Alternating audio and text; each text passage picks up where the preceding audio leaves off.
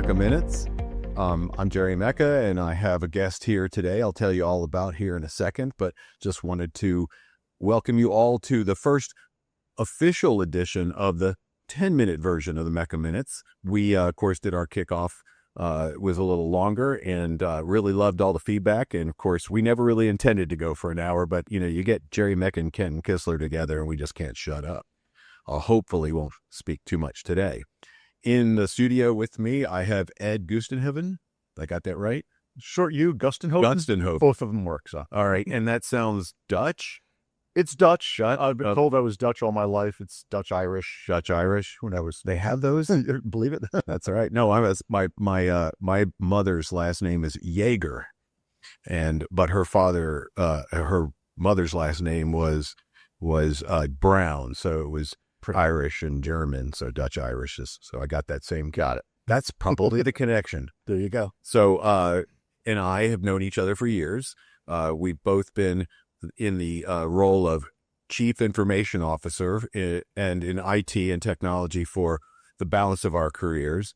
And as you know, the sort of backdrop for our meetings here or our conversations is the role of CIOs in today's market. And most importantly, the fractional CIO. And I'm going to ask a lot of questions about your perspective on that. But why don't you first, tell us a little bit about you and, where you are, where you've been, and maybe to a degree where you're going, and a little bit on what you think of fractional. And I'll try to pepper you with a few questions. Sounds good. Yep. Keep me honest here and ask away. No problem. Honored to be here on your first official. So yeah, thank you. I appreciate that. Ed Gustenhoven, as Gerry mentioned, I've spent my entire career in IT as you at the C-level, probably 5 or 6 different rounds at the CIO role, predominantly consumer packaged goods and predominantly in the adult beverage world. So liquor, wine, beer, that's where I spent probably 60% of my career there, which that's what brought me to Texas as CIO for Pabst Brewing in San Antonio prior to coming up to Dallas. As you know, I'm from New Jersey. Born and raised in New Jersey. Yep, New Jersey. I'm from Jersey too. Hey, we're from Jersey. That's how it'll happen right there. That's right. You good? This sort of talking about war. It's all good. It's all good. Yeah. I won't give you the Eagles Giants question. Yeah, because we talked about that a little earlier. You're South Jersey Eagles. I'm North Jersey Giants. So we'll just leave that aside. This bird. Phillies, by the way. Yankees and Flyers. And you can't mix when you're in North Jersey. It's your Giants, Yankees, and Rangers. Yeah, and that's it. So and I never was a Devils fan. Somehow my middle son became a Devils fan. Yeah, I don't know where I went wrong, but he is a Devils fan. So Ed, we're talking about IT, but I do appreciate it. I'm a sports nut. We can talk about that on the Mecca Sports program. There you go. If they ever bring me back to do more of these things. But. So just back again. So CIO most of my career, all of my career. I'm an IT geek. Been in IT for many years. Don't want to put a date on that either. Most recently, I'm in transition right now. I've been in transition for about 2.5 months. And so for our audience, yes, what the heck is transition? I'm not working right now. That's right. But you're still in the payroll, and it's just that severance time. Basically, that's severance. Try not to burn too much dough. You got it. Basically, that severance period right now. With an end in sight. Yeah, well, sure. Yep. Oh, I've got to do something. Yeah. So it's an interesting topic right now, the fractional CIO bit, because I'm at that age where I'm not sure if I'm ready for that, but it's something I'm exploring. I would definitely entertain something like that. Another full-time gig, absolutely, I would take that. And CPG would be great, but I'm kind of in that consulting fractional. Am I ready for fractional yet? Do I want to try it out? Kind of period right now. Cool. So specifically about the fractional opportunity, what do you think makes companies consider using fractional resources versus the full-time? Like me and you, we've been CIOs full-time, never seemed to require a big pitch to the companies we were working for that they thought a top tech dude, whatever you want to call it, was a full-time position. Right. And yet fractional has become popular of late. Extremely popular. Yeah. I see a lot out there as well. And I think that the drivers there are folks like you and I, seasoned, been there, a lot of knowledge, a lot of business knowledge as well. And when you look at some of these smaller to medium-sized companies that can't afford a full-time CIO, or they've got a specific task or an acquisition or something like that, major project, folks like us with that type of talent and that type of knowledge, it plays really well into that fractional world, because you can come in unbiased. You can bring the knowledge that we've got and the experience that we've got to an organization that, doesn't really have that strategic insight, or they really can't afford a full-time IT executive on their staff. So affordability is the term you're using, but clearly a leader, and I know a lot of the people who watch and listen to the old Mecca Minute shorts were CEOs who weren't sure they were ready for a CIO, that they had tech talent, but they were using outside services. And is there like a dollar amount, size of company that seems to say fractional makes more sense? Because I hesitate. I know, not contradict. It is a money thing, absolutely, but there seems to be a correlation between the size of the company and the commitment to a full-time tech lead that sits in the C-suite, that talks to the board, that reports cybersecurity issues to the financial community if you're public, et cetera, et cetera. Right. And has those strategic conversations with the board and the exec. Absolutely. Mm-hmm. So you really can't put a number on it. Or I said small to medium sized company. That's really just from what I'm seeing out there. And quite frankly, from the consumer packaged goods world, a $10 billion, $30 billion business, sure, is not really a good model for a fractional. Somewhere between 0 and 10 billion is where I'm here at. I'm half kidding. No, I studied it a lot and stumbled into being a fractional CIO myself several times over the last 10 years. And in each of the cases, it was more, they wanted me for 10 hours a week. Yes, at 40 hours a month, I was about a quarter of the cost of having me full time. Right. Actually, slightly more than a quarter of a cost, because you throw in your, But the point is yes, it is less money. And if we just said, use the number of $1 million, if you needed somebody for 1 week a month for a whole year, you're spending $250,000. And that's a steal from where you and I come from CPG. They make serious commitments. They got massive data. They're looking about all the insights they need to do, make themselves, more viable. And the bigger the companies, the more likely they'll be able to justify it. Have you found that there is one smart guy at the, let's call them under $10 billion? Really, I think it might be 5 to 50 is a no-brainer. They're gonna want somebody to come in periodically, even if it's just to look at their outsourcing agreements. 50 to about 5 billion is a sweet spot. And a lot of those 5 billions they're still doing it with relatively small staffs. And a lot of their money is acquisitions, and they're operating businesses that they've decided they don't necessarily need a full-time CIO. Right. And there's a lot of smart people out there. Absolutely. And a lot of these organizations have IT resources. They've got the director levels looking after infrastructure, security, applications development, and things like that. But what they're missing is that executive, that board level experience, and someone's going to present to the board around cybersecurity or take on an ERP implementation, CRM implementation, those types of things. It's really bringing that next level to the party with folks like you and I and many others out there that have that knowledge, that experience, been there, done that, that can advise, that could really be more strategic than what the operational, not to minimize what the operational IT team is doing, but what that operational team is doing, keeping the lights on, keeping things running and things. And look, operations job one. Absolutely. If you don't have the lights on, they don't care whether or not you've got a LLM that's going to turn the world on fire.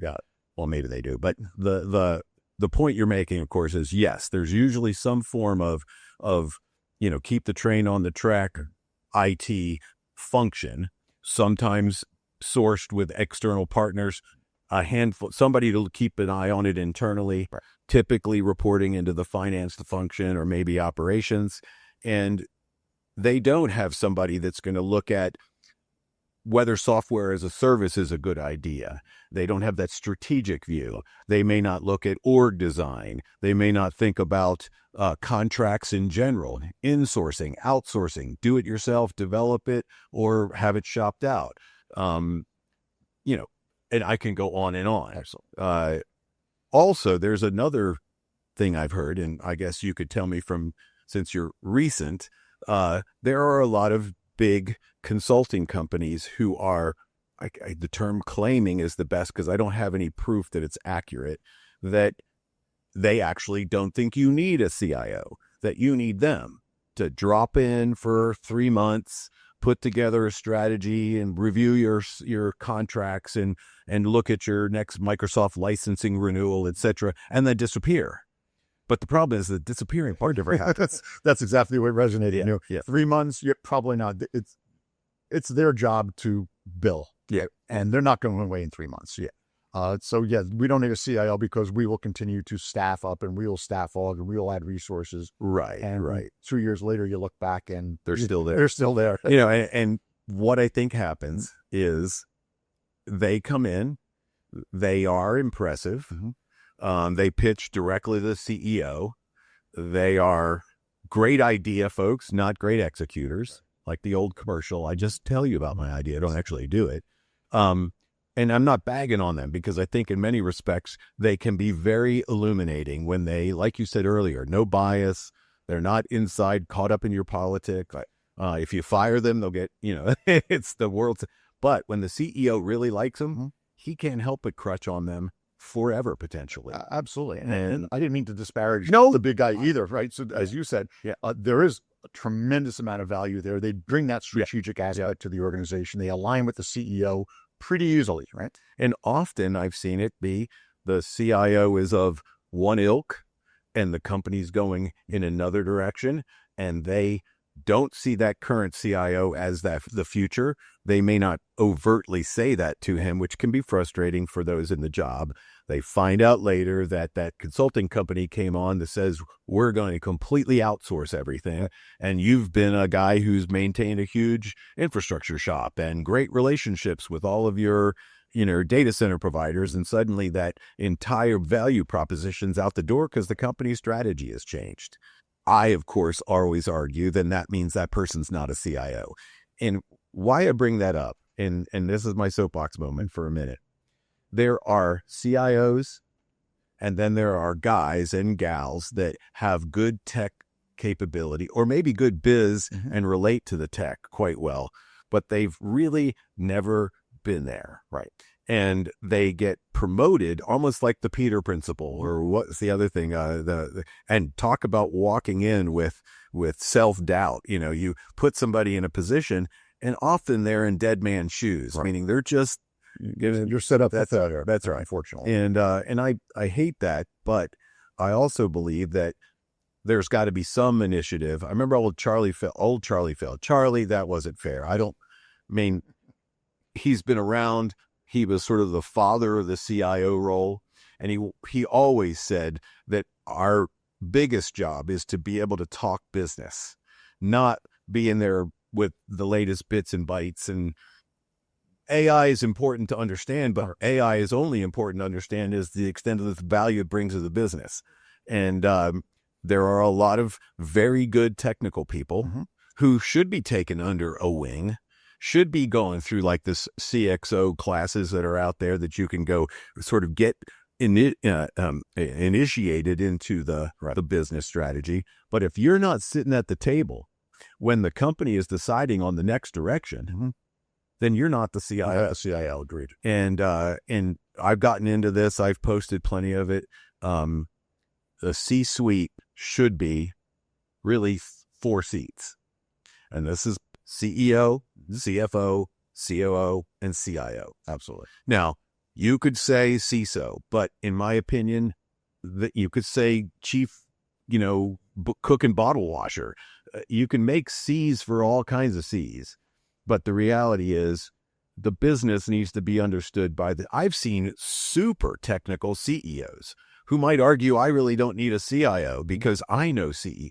But at some point, he's going to be chasing a number and getting all bogged down in what's going on in the technology front or staying current. Because he might have been great when the first version of SAP came out, but now everything's in the cloud and analytics. I'm really kind of rolling here. Really, this is about you. So let's go back to the fractional role has a lower cost because it isn't the full-time job. It's probably going to be about 30% of what you'd normally pay anyway. So yeah, you save 70 if you want to look at it that way. It taps into a rich pool of guys like us, gals like us too, that are, they're let's say it, they're a serial CIO. They've been a CIO at 2 or 3 different large companies. They understand small and large, and there's a glut of them, and they're all trying to find a place. Right. Now, a lot of the big firms have come up with the executive advisor. I'm a PwC executive advisor network, where they pull you in on sporadic basis, but that's not the same thing as a book of 10 or 20 hours. And then as a fractional, the thing I liked was that I could do 10 with this company and 10 with somebody else and make my full nut, excuse me, if they're allowed to use those terms, as if I was a full-time employee, but I get to keep my company name. I get to be an LLC or an S Corp. I get to have employees if I want to, but I rarely do. I mean, I'm a company of one, right? But at any given point in time, I've done projects where, I'm the company of one, but there's 20, 30 other people that are buzzing around behind the scene. Right. And then when the project's done, it scales back. And you go away onto the next gig. So what else in that value prop, that benefit to the fractional guy, he gets to run his business. You used the comment you made about politics, and you don't have to have, you don't have to love the boss. You're unbiased. Yeah, you're unbiased. And from experience, a seasoned CIO can come in unbiased and get some quick wins just based on, been there, done that. I've got the battle scars, and you can kind of grasp on a couple things and have those short-term wins pretty quickly. And I tell you what, every place I've ever been, those first 90 to 100 days is, I'm not going to correlate it to our president, but they're usually real low-hanging fruit. Yeah. That you get shocked has been going on for how long. It's the classic. It's the way we all every time. Exactly. Been doing this for 20 years. Yeah. What have you found out there when, let's say, when you showed up at Daltile? What was the one thing you thought, oh my God? And if you're allowed to say it, sorry. That's quite all right. But it's not just Daltile, or is where the last one, but classically walking into legacy systems. Yeah. Things that have been there for 20 years. Yeah. No upgrades. It's not under maintenance. The tech debt is so deep. Yeah. You're not even sure how to get out of the hole. So explain technical debt for the CEO, or if they don't know. It is just the cost of maintaining the people to manage these types of systems. Are they aging out?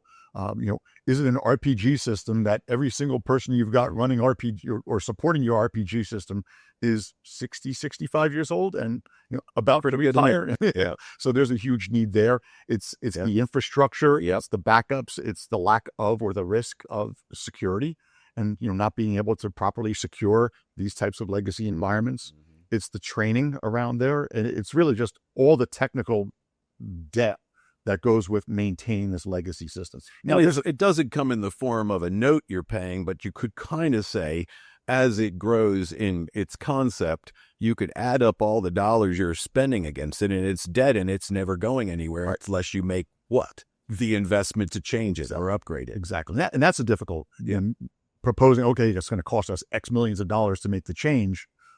Is a difficult presentation as well. For the in-house guy. Yes, absolutely. The beauty of the fractional is I can go in there and say, your baby is ugly. Yes. And they're going to say, oh, it's my favorite baby. And you were like, we all were ugly at one point, maybe still. But the whole notion that you can go in and say, this is what it's like. Yeah, that's the unbiased bit. Yeah. And you are just that I think is a real big win for companies, that it's not about making your folks look bad. It's not about, but it may be that the organization needs to take a turn, and or decide that they're going to live with the growing debt. Mm-hmm. It's just like knowing the level of a security risk that you have and saying, you know what, it's okay. We're going to just keep an eye on, we're going to put a camera on that gate. No more guys with guns. Right. And you put guys with guns that keep a lot more people away. But, let's understand that we don't have enough money. Well, you're making a risk assessment choice, and you're the C-suite. So Right. I'm here to tell you I disagree, or I agree, or I can understand that. But let's understand that we can make those kind of observations as fractionals and just. Right. You're presenting the case. Right. It's your choice. Right? Yeah. You can go A or you can go B. It's your choice. So let's talk about the mechanics of being a fractional. I've done it. I started it so long ago. To me, I rattle these things off, but it's best to be an LLC. It's best to not have employees. You have to have a business bank account. Mm-hmm. Your clients want to pay you by EFT, electronic funds transfer, or they want you to send them an invoice. Mm-hmm. It's not like it just kind of shows up. You have to have your own medical insurance. You've got to have a place of work. You can have, so there's all this. And in fact, it may not be the greatest, but I use QuickBooks. I'm able to bill my clients that way. They like the formality. This isn't just some, what do they call it? It's the painter freelance work. It is really a structure. And I think part of the reason that I jumped on the PwC bandwagon is because, you're one guy. Mm-hmm. And what makes you so smart? You'd like to think they'd look at your resume and your LinkedIn, but people make up that stuff up all the time. I can't tell you how many CIOs are walking around that shouldn't be carrying that title. And I don't mean that, they're probably super smart folks, but it really is that they're probably good hands. Mm-hmm. But I ask them 5 questions. How many people have you hired? How many have you fired? Right. Have you ever been involved in a RIF? How many times have you had to renew your current outsourcing agreement? What about employee development? Do you use any particular methodology to grow? What's your innovation engine? And so, half these questions, they look at me like, well, I think I could hire and fire somebody if I had to, Right. And you don't mean to say, well, how many things have you done? It's more that tells you the level of experience and exposure to the real issues that come with being in that job. Absolutely. It's a different level. Yeah. You're absolutely right. And it takes that experience, that knowledge, the failures, the scars, Mm-hmm. the battle wounds to really get you up to that next level. Absolutely. So there's another, and this one gets kind of dicey. We'll wrap with this one, but it's it is sort of the intimidation factor. In the old days, IT, they knew they had to pay for it, so they just kind of close the door, slide peeps underneath. Yeah, right. But nowadays there is even because technology has grown at the groundswell, and people are walking into companies with far more, my son, my daughter, far more knowledge about how to use, Chat GPT, or how to stand up a handful of servers while you're writing an app that you're talking into a application generator that's going to be low code, and it's going to set up a program for you and your buddies in college to bet on football games. Whatever. That's amazing. Yeah. And they're, and I was like, back then I was like basic, Mm-hmm. if then, we've got a whole change in the lower levels that make CEOs think that they still don't need a CIO Right. or a CISO. What are you saying? And I think you said this even with Kenton, and Yeah. I've had many of these conversations. You need a CIO at the table. That's right. Technology is an enabler. And if you're thinking just business growth without thinking about technology to move the needle, to keep you competitive, you're going to fail. You're going to look back 3-4 years and why didn't we do that? Our competitors are eating our lunch. They've bypassed us because they've invested in technology, and their CIOs were making these tech decisions, these business decisions along with us. It's so important that that alignment is there. Project and portfolio management of an IT. You talked about it earlier. You got to have people who've had that, been done in ERP, put in a CRM. The notion that, oh, I'll just use somebody in operations to PM that project. And this has gone on. I can't tell you how many times I would be in a presentation of the financial model for a project, and I would show how many project managers or how many portfolio, and they were like, oh, well, we'll just use somebody from the business. And I said, well, there's two things I'm going to say. Number one, then what is the person's job they're leaving that's going to be, oh, no, they're going to do it. Where's the skill? Their job. But they don't see it that way. They also don't have the training. They're not really, they've got a project manager name because the boss said, you're going to be the project manager. And they feel like, I was on Celebrity Apprentice. But in reality, they are following no methodology.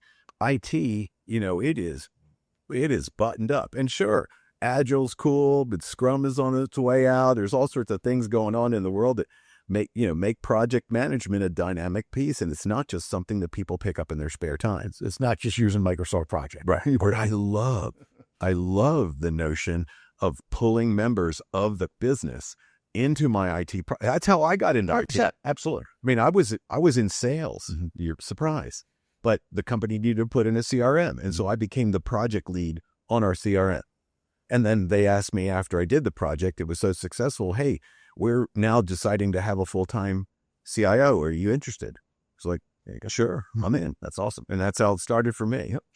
You're absolutely right. I mean, project management, program management, mm-hmm. it's an art and a science. Yes. It is very, very specific. You need someone with that background. Right. And there's a lot of smart project managers out there. It's the program lead. It's aligning with the business. It's pulling people in, having a business champion, change management, communication. That's all very specific. So you can't just, okay, you wear the project management hat for the next year and a half. Figure it out. So, it doesn't work. I probably, will look at the transcription of this, and I want to grab that chunk that's not infrastructure, not end user computing, not servers, not app development, not maintenance, maybe not even security, and talk about all the things that the fractional guy brings. It is the contract management. It is the organizational design. It is the project management, portfolio management. IT finance is not just how much did it cost. Right. It's you have a capital project and how much of that's going to throw expense on our bill forever. What are you putting away that's not going to be there so you have an ROI? And you start talking about ROI from IT guys, the average CEO looks at that and goes, what are you talking about? You're not in finance. Bull.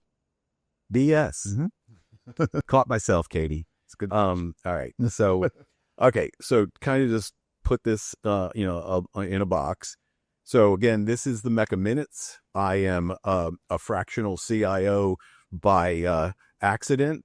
I don't do it as much anymore. I facilitate meetings with gentlemen like Ed and other CIO and CEOs who want to understand the subject. We do it in this conversational fashion. Should you have a need for a fractional CIO, frankly, I know people who are doing fractional CFOs as well. In fact, my next guest is going to talk a little bit about his journey to hiring a fractional CFO. But if you need something like that, you can find me on the Mecca Minute website, which is through Market Scale. We will find the people for you. I have a list of studs and studettes, and I just can facilitate it and put it through a recruiting company I use, and we can give you the help you need when you need it. And you can decide later if they end up being somebody you want to keep around, or do you want them to take that person in your company that's been the IT director that needs a little bit of refinement, put them under their arm, take them under their shoulder. What is it? put their arm around them, Under the wing? under their wing. There you go, some kind of, and get them there. And at that point, they would end up being your CIO of the future. And you cast off the fractional guy or gal, and they go become a fractional somewhere else. They're taking the choice to become fractional, and they are in a position to help you like you wouldn't believe.